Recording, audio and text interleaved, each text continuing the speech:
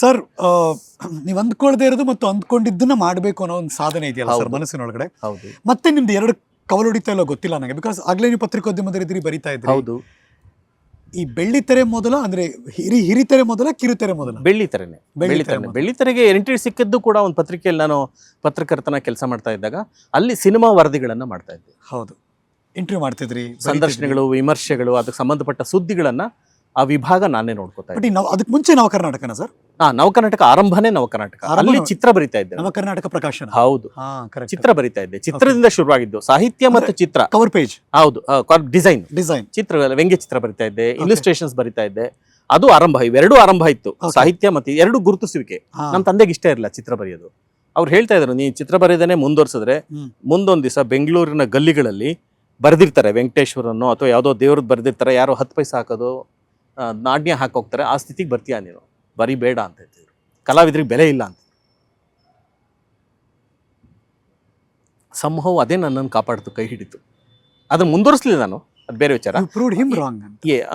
ಹಲವಾರು ವಿಷಯಗಳಲ್ಲಿ ಹಾಗಾಗಿ ಅಲ್ಲಿಂದ ಶಿಫ್ಟ್ ಆಯಿತು. ಸಾಹಿತ್ಯ ಕೂಡ ಆಸಕ್ತಿ ಇತ್ತು, ಚಿತ್ರಕಲೆ ಆಸಕ್ತಿ ಇತ್ತು. ಆ ಕಾರಣದಿಂದ ನನಗೆ ಪತ್ರಿಕೆ ಕೆಲಸ ಸಿಕ್ತು.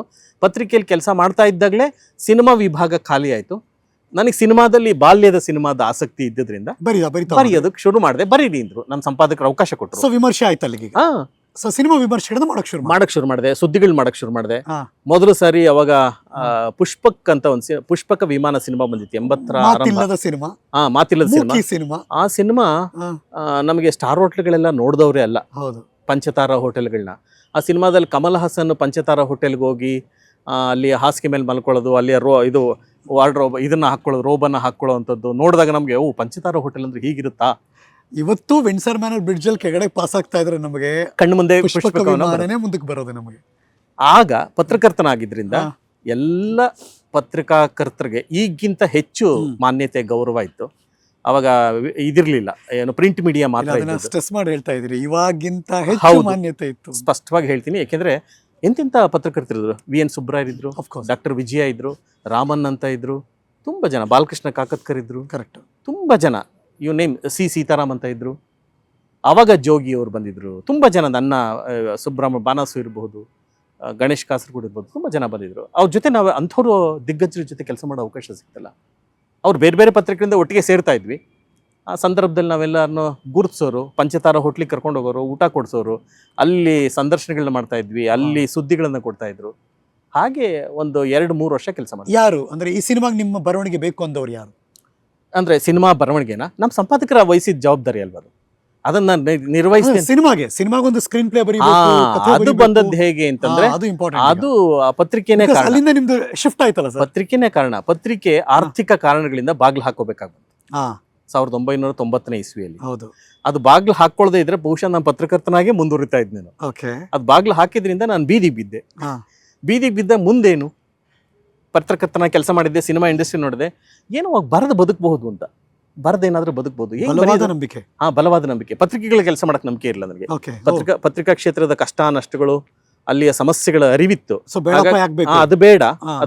ಮತ್ತೆ ಬರೆಯೋದು ಅಂದ್ರೆ ಸಿನಿಮಾ ಒಂದು ಆಕರ್ಷಕವಾದ ಕೇಂದ್ರ, ಮೇಲಾಗಿ ಹೆಚ್ಚು ಜನರನ್ನ ತಲುಪುವಂತ ಮಾಧ್ಯಮ. ಅದು ರೆಕಗ್ನಿಷನ್ ನಿಮಗೆ. ಹೌದು. ಹಾಗಾಗಿ ಅದ್ರಲ್ಲಿ ಯಾಕೆ ಕತೆ ಮತ್ತೆ ಚಿತ್ರಕಥೆ ಬರೀಬಾರ್ದು, ನಂಗೆ ಗೊತ್ತಿರೋದು ಬರೆಯೋದೊಂದೇ. ಏನ್ ತೆರೆ ಮೇಲೆ ಬರುವಂತ ಕಿಂಚಿತ್ತೂ ಆಸೆ ಇರಲಿಲ್ಲ, ತಂತ್ರಜ್ಞಾನ ಆಗೋ ಕಿಂಚಿತ್ತೂ ಆಸೆ ಇರಲಿಲ್ಲ. ಇದುವರೆಗೂ ಬಂದೂ ಇಲ್ಲ. ಇಲ್ಲಿ ಬಂದಿದ್ದೀನಿ, ಅದೇ ಸುಮ್ಮನೆ ಅಪಿಯರೆನ್ಸ್ ಬಂದು ಅಷ್ಟೇ. ಅದನ್ನೇ ವೃತ್ತಿಯಾಗಿ ತಗೊಂಡಿಲ್ಲ ನಾನು. ಹಾಗಾಗಿ ಅವಾಗ ಬರೆದು ಬದುಕಬೇಕು ಅಂತ ನನ್ನ ಸ್ನೇಹಿತರೊಬ್ರು ಅಸೋಸಿಯೇಟ್ ಡೈರೆಕ್ಟರ್ ಆಗಿದ್ರು. ಅವ್ರ ಮೂಲಕ ಮೊದಲನೇ ಸಿನಿಮಾಗೆ 91ರಲ್ಲಿ ಸುರೇಶ್ ಜೊತೆ ಸ್ವಲ್ಪ ದಿವಸ ಕೆಲಸ ಮಾಡ್ತಾ ಇದ್ವಿ. ಒಟ್ಟಿಗೆ ಇಬ್ರು ಕೂತ್ಕೊಂಡು ಚಿತ್ರಕಥೆ ಬರಿತಾ ಇದ್ವಿ. ಒಂದು ಸಿನಿಮಾಗೆ ಸ್ವತಂತ್ರವಾಗಿ ಕತೆ ಅವ್ರು ಕೊಟ್ಟರು, ಚಿತ್ರಕಥೆ ಸಂಭಾಷಣೆ ಮಾಡಿದೆ. ಅದು 91-92. ಒಂದು ನಂಬಿಕೆ ಬಂತ ಸರ್ ಈ ಕ್ಷೇತ್ರ? ಇಲ್ಲ. ಅವಾಗ ಏನಾಯ್ತು, ಆ ಮೊದಲನೇ ಸಿನಿಮಾ ನೋಡಿದ್ಮೇಲೆ ಅನ್ನಿಸ್ತು, ನಾನು ಬರ್ದದ್ದ ಇದು ಅಂತ, ಇಷ್ಟು ಕೆಟ್ಟದಾಗಿದೆಯಾ ಅಂತ. ಆಗ ಅನ್ನಿಸ್ತು. ಅಂದ್ರೆ ಅವಾಗ ಅನ್ಸಿದ್ದೇನು ಗೊತ್ತಾ, ಸಂಭಾಷಣೆ ಬರೆಯೋನಿಗೋ ಚಿತ್ರಕಥೆ ಬರೆಯೋನಿಗೋ ಒಂದು ಮಿತಿ ಇರುತ್ತೆ. ನಿರ್ದೇಶಕನ ಹೇಳ್ತೀವಿ ನಾವು, ಕ್ಯಾಪ್ಟನ್ ಆಫ್ ದ ಶಿಪ್ ಅಂತ ಹೇಳಿ. ಅಂದ್ರೆ ಆತನೇ ನಿರ್ಧಾರ ಮಾಡೋನು. ನೀವೇನೇ ಬರೆದು ಕೊಟ್ರು ತೆರೆಗೆ ತರಬೇಕಾದವನು ಅವನು. ಹಾಗಾಗಿ ಅವನ ಕೈಯಲ್ಲಿರುತ್ತೆ. ಆಗ ನನಗೆ, ನಾನು ರೈಟರ್ ಆಗಿದ್ರೆ ನಾನು ಬರ್ದದ್ದನ್ನ ಆ ನಿರ್ದೇಶಕ ತನ್ನ ಇಚ್ಛೆಗೆ ತಕ್ಕ ಹಾಗೆ ಬದಲಾಯಿಸ್ಕೋಬಹುದು, ಕರೆಕ್ಟ್, ಅದನ್ನ ವಿಜುವಲೈಸ್ ಮಾಡ್ಕೋಬಹುದು. ನಾನೇ ನಿರ್ದೇಶಕ ಆದ್ರೆ ಡಿಸಿಷನ್ ತಗೋಬಹುದು. ಎಸ್, ಅವಾಗ ನಿರ್ದೇಶಕ ಆಗ್ಬೇಕು ಅಂತ ಹಾಗೆ ಹಾಗೆ ಪ್ರಾರಂಭ ಆಯ್ತು. ಇದ್ಯಾವುದು ನನ್ನ ಆಯ್ಕೆ ಅಲ್ಲ, ಆ ಸಂದರ್ಭಕ್ಕೆ ಆಗ್ಲೇ ನಾನು ಹೇಳಿದ್ನಲ್ಲ, ಒಂದು ಕವಲುದಾರಿಯಲ್ಲಿ ನಿಂತಾಗ ಈ ಕಡೆನ ಡೋಂಟ್ ಯು ಥಿಂಕ್ ಅದೊಂದು ದೊಡ್ಡ ಪಾತ್ರ, ನಿರ್ದೇಶನ ಅನ್ನೋದೇ ಒಂದು ದೊಡ್ಡ ಜಾಗ. ಹೌದು, ಅದಕ್ಕೊಂದಷ್ಟು ಕಸರತ್ತು ಬೇಕು, ಒಂದಷ್ಟು ಹೌದು, ಝೀರೋ ಇಂದ ಕಲಿತೆ ನಾನು ಸರ್. ಪತ್ರಕರ್ತನಾಗಿ ಎಲ್ಲ ಪತ್ರಕರ್ತರಿಗೆ ಯಾವ ಗೌರವ ಸಿಗುತ್ತೆ ಅಂತ ನೀವು ಸ್ವತಃ ಪತ್ರಕರ್ತರಾಗಿ ನೋಡಿರೋದ್ರಿಂದ ವಿಜುವಲ್ ಮೀಡಿಯಾದಲ್ಲಿ ನಿಮಗೆ ಗೊತ್ತಿದೆ. ಒಂದು ಗೌರವ ಆ ಕ್ಷಣಕ್ಕೆ ನಿಮ್ಮನ್ನು ನೋಡಿದಾಗ ಒಂದು ರೆಸ್ಪೆಕ್ಟ್. ಹಿಂದೆ ಏನಾದರೂ ಇರಲಿ, ಮುಂದೆ ಅಂತೂ ನಿಮ್ಮನ್ನು ಚೆನ್ನಾಗಿ ನೋಡ್ಕೋತಾರೋ ಅಲ್ವಾ, ಆಧರಿಸ್ತಾರೋ, ಆತಿಥ್ಯ ಕೊಡ್ತಾರೋ, ಅದಿತ್ತು. ಆ ಎತ್ತರಕ್ಕೆ ಹೋದಂಥವ್ ನಾನು 3 ವರ್ಷ ಮಾಡಿದವನು. ನಾನು ಅಸಿಸ್ಟೆಂಟ್ ಡೈರೆಕ್ಟರ್ ಕೆಲಸ ಶುರು ಮಾಡಿದಾಗ ಅಸಿಸ್ಟೆಂಟ್ ಡೈರೆಕ್ಟರ್ನ ಹೇಗೆ ನೋಡ್ಕೋತಾರೆ ಅನ್ನೋದು ನಿಮಗೆ ಗೊತ್ತಿದೆ. ಕರೆಕ್ಟ್. ಅಸಿಸ್ಟೆಂಟ್ ಡೈರೆಕ್ಟರ್ ಆರಂಭದಲ್ಲಿ ಬಯಸ್ಕೊಳ್ಳೋಕ್ಕೋಸ್ಕರನೇ ಇರುವಂಥ ವ್ಯಕ್ತಿ. ನಿರ್ದೇಶಕರಿಂದ ಬಯಸ್ಕೋತಾನೆ, ನಿರ್ಮಾಪಕರಿಂದ ಬಯಸ್ಕೋತಾನೆ, ನಟನಟಿಯರಿಂದ ಬಯಸ್ಕೋತಾನೆ, ತಂತ್ರಜ್ಞರಿಂದ ಬಯಸ್ಕೋತಾನೆ. ಅವನಂತರ ಏನಂತಾರೆ, ಎಲ್ಲದನ್ನು ಅಬ್ಸರ್ವ್ ಮಾಡ್ಕೋಬೇಕಾಗಿರುತ್ತೆ. ಎಲ್ಲರ ಫ್ರಸ್ಟ್ರೇಷನ್ ಅವನ ಮೇಲೆ ಆಗ್ತಾರೆ. ಬಟ್ ಅದಕ್ಕೆ ಸ್ವಾಭಿಮಾನ ಒಪ್ತಾ ಎಲ್ಲ ಸಹ ನಿರ್ದೇಶಕರು ಈ ಹಾದಿಯನ್ನು ಹಾದು ಬಂದಿರ್ತಾರೆ. ಒಪ್ತೋ ಬಿಡ್ತೋ ಅನಿವಾರ್ಯ ಆಗಿತ್ತು. ಬೇಸರ ಆಗ್ತಾ ಇತ್ತು ನನಗೆ. ನಾನೊಬ್ಬ ಅಸಿಸ್ಟೆಂಟ್ ಡೈರೆಕ್ಟರ್ ಬಂದಿದ್ದೀನಿ, ಕ್ಲಾಪ್ ಹೊಡಿಬೇಕು, ಎಡಿಟಿಂಗ್ ರಿಪೋರ್ಟ್ ಬರ್ಕೋಬೇಕು, ಬೇರೆ ಎಲ್ಲ ಕೆಲಸಗಳನ್ನ ನಿರ್ವಹಿಸುತ್ತಲ್ಲ. ಯಾವನು ಬೇಕು ಈ ಕೆಲಸ ಅಂತ ಇಲ್ಲ ಹೋಗೋಣ ಇಲ್ಲ, ಬೇರೆ ಆಯ್ಕೆ ಇರಲಿಲ್ಲ. ಆ ಥರದ್ದು ಬರಲ್ಲ, ಬೇರೆ ಆಯ್ಕೆ ಇರಲಿಲ್ಲ. ಅದನ್ನ ಆಯ್ಕೆ ನನ್ನ ಆಯ್ಕೆ. ಅದಕ್ಕೆ ನಾನು ಆಗಲೇ ಹೇಳಿದೆ, ಯಾವುದೇ ಒಬ್ಬ ವಿದ್ಯಾರ್ಥಿಗಾಗಿರಲಿ ಅಥವಾ ತಾನು ಆಯ್ಕೆ ಮಾಡ್ಕೊಂಡ ಕ್ಷೇತ್ರದಲ್ಲಿ ನಿಷ್ಠೆಯಿಂದ ಕೆಲಸ ಮಾಡ್ತಾನೆ. ನಿಮ್ಮನ್ನು ಎಲ್ಲೋ ತೊಗೊಂಡೋಗಿ ಕೂರಿಸಿದ್ರೆ ನಿಮ್ಗೆ ಅದು ಅನ್ನಿಸ್ತಿರುತ್ತೆ, ನನ್ನ ಆಯ್ಕೆ ಅಲ್ಲ ಇದು, ಇನ್ಯಾರ್ದು ಒತ್ತಡಕ್ಕೋ ಈ ಕ್ಷೇತ್ರ ಮಾಡ್ತಾ ಇದ್ದೀನಿ ಅಂದಾಗ ಅದಕ್ಕೆ ನೀವು 100% ಕೊಡಲ್ಲ. ಇದು ನಿಮ್ಮದೇ ಆಯ್ಕೆ ಆಗಿದ್ರೆ ನೀವು ಯಾರನ್ನು ದೂರ್ತೀರಿ? ಮಾಡಲೇಬೇಕು.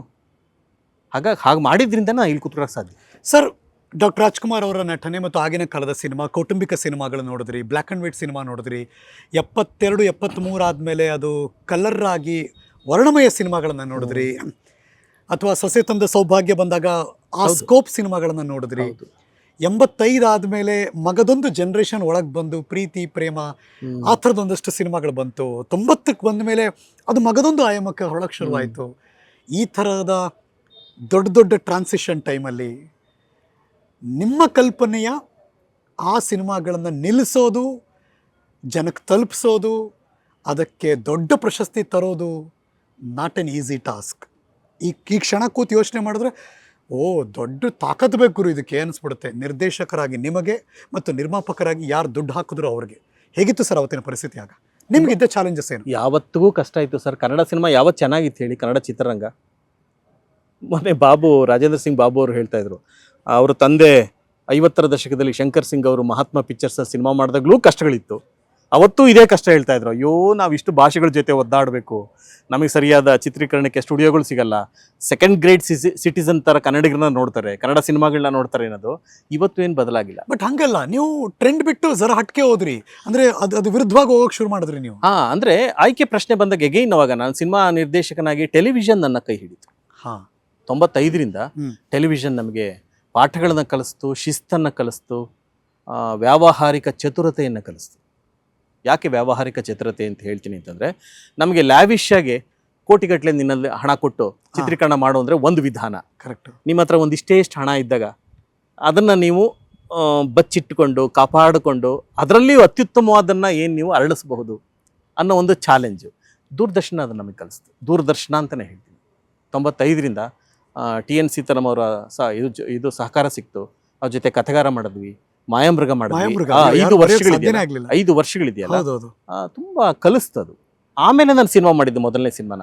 ಹಾಗಾಗಿ ಇದು ಕೈ ಹಿಡಿದಿದ್ರಿಂದ, ಟೆಲಿವಿಷನ್ ಕಿರುತೆರೆ ಕೈ ಹಿಡಿದಿದ್ರಿಂದ ಇಲ್ಲಿ ಏನಾದರೂ ಪ್ರಯೋಗ ಮಾಡಬಹುದು ಅಂತ ಅನಿಸ್ತು. ಅದಾಯ್ತು ಕೂಡ ಆಯ್ತು. ನನಗೆ ಗೊತ್ತಿರಂಗೆ ಒಂದು 10 ಮೇಲೆ ನೀವು ಮಾಡಿದ್ರಿ ಸೀರಿಯಲ್ಸ್ಗಳನ್ನ.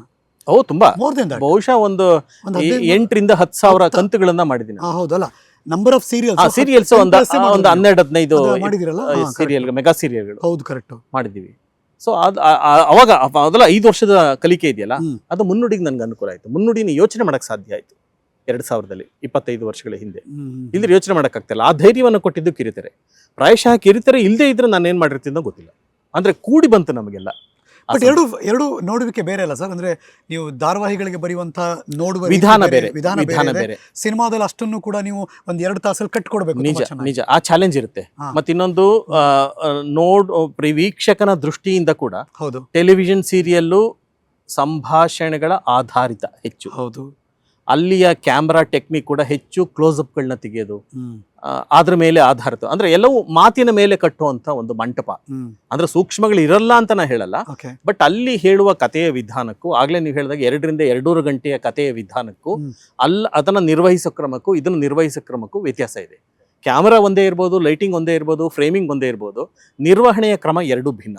ಈಗ ನನ್ನ ಪ್ರಶ್ನೆ, ಧಾರಾವಾಹಿ ಎಂಟ್ರಿ ಕೊಟ್ರಿ, ನಿಮ್ಮನ್ನ ಕೈ ಹಿಡಿತು, ನಿಮ್ಮ ಹೆಸರು ಏನೋ ಸಂಚಿಕೆ ನಿರ್ದೇಶನ ಪಿ ಶೇಷಾದ್ರಿ ಅಂತ ಬಂದಾಗ ಅಪ್ಪಾಜಿ ರಿಯಾಕ್ಷನ್ ಏನಿತ್ತು? ಅವಾಗ ನಮ್ಮ ತಂದೆ ರಿಟೈರ್ಡ್ ಆಗಿತ್ತು ಅವ್ರಿಗೆ. ಸಂತೋಷ್ ಪಟ್ರು ಅವರೊಂದು ಎಲ್ಲರ ಮಕ್ಕಳಿಗೂ ಹೇಳ್ದಂಗೆ ನಮ್ಮ ತಂದೆ ಒಂದು ಮಾತು ಹೇಳಿದ್ ನಂಗೆ ನೆನಪಿದೆ. ಇಲ್ಲಿವರೆಗೂ ನಮ್ಮ ತಂದೆ, ಆಗ್ಲೇ ನೀವು ಹೇಳಿದ್ರಿ, ಗುರ್ತಿಸಿದ್ರಿ, ಪಟ್ಟಾಭಿರಾಮಯ್ಯ ಶೇಷಾದ್ರಿ ಅಂತ. ನಮ್ಮ ತಂದೆ ಹೆಸರು ಪಟ್ಟಾಭಿರಾಮಯ್ಯ ಅಂತ.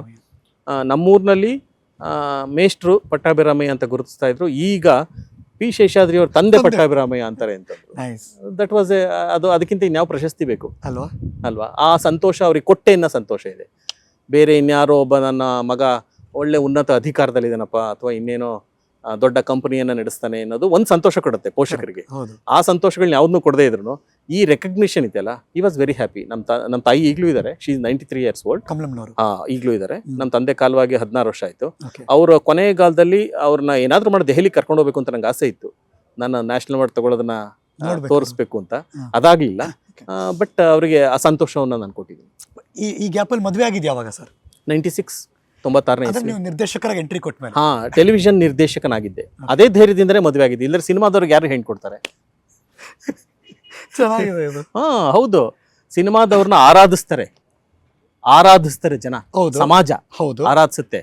ಆದ್ರೆ ವೈಯಕ್ತಿಕವಾದ ನೆಲೆಗೆ ಬಂದಾಗ, ಹೌದಾ, ತಿಂಗಳಿಗೆ ಎಷ್ಟು ಬರುತ್ತೆ ಸಂಬಳ, ಎಷ್ಟು ಸೈಟ್ ಇದೆ, ಎಷ್ಟು ಮನೆ ಇದೆ, ಸಿನಿಮಾದವ್ರಿಗೆ ಹೆಣ್ಣು ಕೊಡಲ್ಲ. ಎಷ್ಟು ಸೈಟ್ ಇತ್ತು ಸರ್ ನಿಮ್ಮ ಹತ್ರ ಮದುವೆ ಆದಾಗ? ಏನೇನು ಇರ್ಲಿಲ್ಲ. ಎಷ್ಟು ಮನೆ ಇತ್ತು ಸರ್? ಏನು ಇರಲಿಲ್ಲ. ನನ್ನ ಬ್ಯಾಂಕ್ ಬ್ಯಾಲೆನ್ಸ್ ನನ್ನೊಂದು 20,000 25,000 ರೂಪಾಯಿ ಇತ್ತು. 95. ಹಾಗಾಗಿ ನಾ ಇಷ್ಟಪಟ್ಟು ಮದುವೆ ಆಗಿದ್ದು. ಹಾಗಾಗಿ ಅದು ಅರೇಂಜ್ಡ್ ಕಮ್ ಇದು ಇಷ್ಟಪಟ್ಟು ಮದುವೆ ಆಗಿದ್ದು. ಬಟ್ ಏನ್ ನಂಬುದ್ರು ನಿಮ್ಮನ್ನ ಹೇಳಿ? 25,000 ಇದೆ ನಿಮ್ಮ ಹತ್ರ, 96ನೇ ಇಸ್ವಿ. ನಾನು ಹೇಳಿದೆ ಅಷ್ಟೇ, ಹೀಗೆ ಇದೇ ಇರೋದು ಬದುಕು, ನಂಬಿ ಬರೋದಾದ್ರೆ ಬನ್ನಿ ಒಟ್ಟಿಗೆ ಸಾಗೋಣ ಅಂತ. ಶಿ ಬಿಲೀವ್ಡ್, ಅವರ ಕುಟುಂಬ ಬಿಲೀವ್ ಮಾಡ್ತು. ಸ್ವಲ್ಪ ವಿರೋಧ ಇತ್ತು ಅವರ ಕುಟುಂಬದಲ್ಲಿ. ಕೆಲವರಿಗೆ ಸಿನಿಮಾದವರು ಅಂತಂದ್ರೆ ಯಾಕೋ ಗೊತ್ತಿಲ್ಲ, ಈಗ ಯಾರಾದ್ರೂ ಹೇಳಿದ್ರೆ ನಂಗೆ ಬಹಳ ಬೇಸರ ಆಗುತ್ತೆ. ಸಿನಿಮಾದರಷ್ಟು ಪ್ರಾಮಾಣಿಕರು, ಶಿಸ್ತುವಂತರು ಯಾರು ಇರಲ್ಲ. ಆದ್ರೆ ದುರದೃಷ್ಟವಶಾತ್ ಅವ್ರನ್ನ ಈ ಮಾಧ್ಯಮ ಇದೆಯಲ್ಲ, ಅಂದ್ರೆ ಪ್ರದರ್ಶನದ ಮಾಧ್ಯಮ, ಆದ್ರಿಂದ ಆ ತೆರೆ ಮೇಲೆ ಏನ್ ಬರುತ್ತೋ ಅದನ್ನೇ ನಂಬ್ಕೋತಾರೆ. ಕರೆಕ್ಟ್. ಇವರೆಲ್ಲರೂ ಶೀಲವಂತರಲ್ಲ ಇವರು, ಅಥವಾ ಇನ್ನೇನೇನೋ ಯಾವ್ದೋ ಪಾತ್ರಕ್ಕೆ ಮಾಡೋದು ನೆನಪಿಸ್ಕೋತಾರೆ. ಹಾಗೇನಾದ್ರೂ ಆ ಥರದಲ್ಲೇ ನೋಡುತ್ತೆ ಸಮಾಜ. ಈಗ ಬದಲಾಗಿದೆ. ಆಗ್ಲೇ ನಾನು ಹೇಳ್ದಾಗೆ ಅವ್ರನ್ನ ಆರಾಧಿಸ್ತಾರೆ ಹೊರತು ಹತ್ರಕ್ಕೆ ಬಿಟ್ಕೊಳಲ್ಲ. ಮನೆ ಕೊಡ್ತಿರ್ಲಿಲ್ಲ, ಲಾಯರಿಗೆ ಮನೆ ಕೊಡಲ್ಲ, ಈಗಲೂ ಗೊತ್ತಲ್ಲ, ಬಾಡಿಗೆ ಮನೆ. ಸಿನಿಮಾದ್ರಂತೂ ಕೊಡಲ್ಲ. ಈ ಸಮಸ್ಯೆ ಈಗ ಪರವಾಗಿಲ್ಲ, ಉತ್ತಮವಾಗಿದೆ. ನಾವು ಈ ಕ್ಷೇತ್ರಕ್ಕೆ ಬಂದಾಗ ಈ ಕ್ಷೇತ್ರದಲ್ಲಿ ಉದ್ಯೋಗ ಅವಕಾಶ ತುಂಬಾ ಕ್ಷೀಣವಾಗಿತ್ತು. ಸಿನಿಮಾ ಬಿಟ್ಟು ಬೇರೆ ಇರಲಿಲ್ಲ, ಟೆಲಿವಿಷನ್ ಮಾತ್ರ ಇತ್ತು. ಅದು ವಾರದ ಧಾರಾವಾಹಿಗಳು, 13 ಕಂತುಗಳ ಧಾರಾವಾಹಿಗಳು. ಈಗ ವಿಪುಲವಾಗಿದೆ ಅವಕಾಶಗಳು. ನಿಮ್ಮಲ್ಲಿ ನಿಜವಾದ ಪ್ರತಿಭೆ ಇದ್ರೆ, ನನಗೆ ಒಂದು ಮಾತನ್ನು ಹೇಳ್ತೀನಿ, ಇದನ್ನ ಕೇಳ್ತಾ ಇರುವಂಥವ್ರು ಅಥವಾ ತಂತ್ರಜ್ಞರಿಗೂ ಅನುಕೂಲ ಆಗಲಿ ಅಂತ. ನನಗೂ ಈ ಸಿನಿಮಾ ಕ್ಷೇತ್ರಕ್ಕೆ ಬಂದಾಗ ಈ ಅನುಮಾನ ಇತ್ತು, ಇದು ಬದುಕನ್ನು ಕೊಡುತ್ತಾ, ನಿಶ್ಚಿತವಾದ ಆದಾಯವನ್ನು ಕೊಡುತ್ತಾ, ಇದನ್ನ ನಂಬ್ಕೊಂಡು ಬದುಕಬಹುದಾ ಒಬ್ಬ ಅಂತ ಅಂದಾಗ, ಒಬ್ಬ ಹಿರಿಯ, ಈಗ ಅವ್ರ ದೊಡ್ಡ ನಿರ್ದೇಶಕರು ನಾನು ಕೇಳಿದ್ದೆ, ನೀವು ನನಗಿಂತ ಹಿರಿಯರು ಈ ಕ್ಷೇತ್ರದಲ್ಲಿ, ಈ ಸಿನಿಮಾ ಕ್ಷೇತ್ರ ನಂಬ್ಕೋಬೋದಾ, ಜೀವನ ಮಾಡಬಹುದಾ ಅಂತ. ಅವರೊಂದು ಮಾತು ಹೇಳಿದ್ರು, ಹರೀಶ್, ತುಂಬ ನೆನ್ಪಿಟ್ಕೋಬೇಕಾದ ಮಾತು. ಈ ಕ್ಷೇತ್ರ ಬುದ್ಧಿವಂತರನ್ನ ಯಾವತ್ತೂ ಕೈ ಬಿಡಲ್ಲ, ದಡ್ಡರನ್ನ ಯಾವತ್ತೂ ಇಟ್ಕೊಳ್ಳಲ್ಲ. ಅವರ ಮಾತಿಗೆ ನಾನು ನಂಬಿದೆ. ಹೌದು, ಅಂದರೆ ನಮಗೆ ನಮ್ಮ ಶಕ್ತಿ ಗೊತ್ತಿರಬೇಕು. ಪ್ರತಿಯೊಬ್ಬ ಮನುಷ್ಯನಲ್ಲೂ ಮಿತಿ ಮತ್ತು ಶಕ್ತಿ ಇರುತ್ತೆ. ನಮ್ಮ ಮಿತಿ ಏನು, ಆ ಮಿತಿಯನ್ನು ದಾಟೋ ಬಗೆ ಹೇಗೆ, ನಮ್ಮ ಶಕ್ತಿ ಏನು, ಆ ಶಕ್ತಿಯನ್ನು ಪ್ರದರ್ಶನ ಮಾಡೋ ಕಲೆ, ಇವೆರಡನ್ನ ಕಲ್ತ್ಕೊಂಡ್ರೆ ನೀವು ಖಂಡಿತ ಸರ್ವೈವ್ ಆಗ್ಬೋದು. ಸರ್, ಕೋಟ್ಯಾಂತರ ಜನಕ್ಕೆ ಹೆಲ್ಪ್ ಆಗಲಿ ನಿಮ್ಮ ಮಾತಿನಿಂದ. ಬಿಫೋರ್ ಮುಂದಕ್ಕೆ ಹೋಗಕ್ಕೆ ಮುಂಚೆ, ನೀವು ಪೂರ್ತಿ ಇಂಟ್ರೋವರ್ಟ್, ನೀವು ಆಗಲೇ ಹೇಳಿದ್ರಿ. ಹೌದು, ನಾನು ಮುಂದಕ್ಕೆ ಬರೋನೇ ಎಲ್ಲ, ಮಾತಾಡೋನೆಲ್ಲ, ಮುಖ ತೋರಿಸೋಲ್ಲ. ಹೌದು. ಇವಾಗ ಎಕ್ಸ್ಟ್ರಾವರ್ಟ್ ಅಲ್ಲಿ ಇದ್ದೀರಾ ಅಂದ್ರೆ? ಹೌದು. ಧೈರ್ಯವಾಗಿ ನಿಂತು ಕಾನ್ಫಿಡೆನ್ಸ್ ಆಗಿ ಮಾತಾಡ್ತೀರಾ. ಸಭೆಯಲ್ಲಿ ಮಾತಾಡಕ್ ಆಗ್ತಾ ಇರಲಿಲ್ಲ, ಕೈಕಾಲು ನಡುಗ್ತಾ ಇತ್ತು ನನಗೆ, ಬೆವರ್ತಾ ಇದ್ದೆ ನಾನು. ಇವತ್ತು ಅದ್ಭುತವಾಗಿ 1 ಗಂಟೆ ಅಲ್ಲ 2 ಗಂಟೆ ಭಾಷಣ ಮಾಡಬಲ್ಲೆ ನಾನು. ಯಾರಾದ್ರೂ ಯಾರನ್ನು ಬೇಕಾದ್ರೂ ಎದುರಿಸಬಲ್ಲೆ. ಆ ತರ ಸಮಸ್ಯೆಗಳನ್ನ ಯಾರಾದ್ರೂ ಫೇಸ್ ಮಾಡ್ತಿದ್ರೆ, ಇಂಟ್ರೋವರ್ಟ್ಗಳಿದ್ರೆ ಅಥವಾ ಆಂಬಿವರ್ಟ್ ಇದ್ರೆ, ಅವ್ರು ಎಕ್ಸ್ಟ್ರಾವರ್ಟ್ಗಳಾಗಬೇಕು, ಕಾನ್ಫಿಡೆನ್ಸ್ ಅಲ್ಲಿ ಮಾತಾಡಬೇಕು ಅಂದ್ರೆ ಏನ್ ಮಾಡಬೇಕು ಸರ್? ಏನೂ ಇಲ್ಲ, ಕನ್ನಡಿನೇ ನಿಮ್ ಗುರು ಅಂತ ಅನ್ಕೋಬೇಕು. ನಾನು ಎಲ್ರಿಗೂ ಹೇಳ್ತೀನಿ, ಕಲಾವಿದ್ರಿಗೂ ಅದೇ ಹೇಳ್ತೀನಿ, ನಿಲುಗನ್ನಡಿಯನ್ನು ನಿಮ್ಮ ಗುರು ಅಂತ ಅಂದ್ಕೊಳ್ಳಿ. ಯಾರೂ ನಗೋಲ್ಲ, ಯಾರೂ ಕೇಕೆ ಹಾಕಲ್ಲ, ಯಾರೂ ಗೇಲಿ ಮಾಡಲ್ಲ. You practice makes man perfect. ಯಾವುದೇ ಆಗಿರಲಿ, ಯಾವುದೇ ಕ್ಷೇತ್ರ, ಕಲೆ ಇರಲಿ, ತಂತ್ರಜ್ಞಾನ ಇರಲಿ, ತಿಳ್ಕೊಳ್ಳಿ, ಆಳವಾಗಿ ತಿಳ್ಕೊಳ್ಳಿ, ಜ್ಞಾನವನ್ನು ಪಡ್ಕೊಳ್ಳಿ, ಅದು ನಿಮ್ಮ ಕೈ ಹಿಡಿಯುತ್ತೆ. ಯಾವುದನ್ನೇ ಪ್ರಾಕ್ಟೀಸ್ ಮಾಡಬೇಕು. ಮಗು ಹೇಗೆ ತೊದಲು ಮಾತಿನಿಂದ ಸ್ಪಷ್ಟವಾಗಿ ಮಾತಾಡೋದನ್ನು ಕಲಿಯುತ್ತೆ, ಏನು ಪುಟ್ಟ ಪುಟ್ಟ ಹೆಜ್ಜೆಗಳನ್ನು ಇಡ್ತಾ ಓಡೋದನ್ನು ಕಲಿಯುತ್ತೆ. ಅದಕ್ಕೆ ಎಷ್ಟು ಒಂದು ಓವರ್ನೈಟ್ ಆಗುವಂಥ ಪ್ರಕ್ರಿಯೆ ಅಲ್ಲ ಅದು. It take its own course of time. ತಾಳ್ಮೆ ಇರಬೇಕು, ತಾಳ್ಮೆ. ಈ ಕ್ಷೇತ್ರಕ್ಕೆ ಬರಬೇಕು ಅಂದವ್ರಿಗೆ ಕಲಿಬೇಕಾದ್ದು ಪ್ರತಿಭೆಗಿಂತ ಹೆಚ್ಚಾಗಿ ತಾಳ್ಮೆಯನ್ನು ಕಲಿಬೇಕು.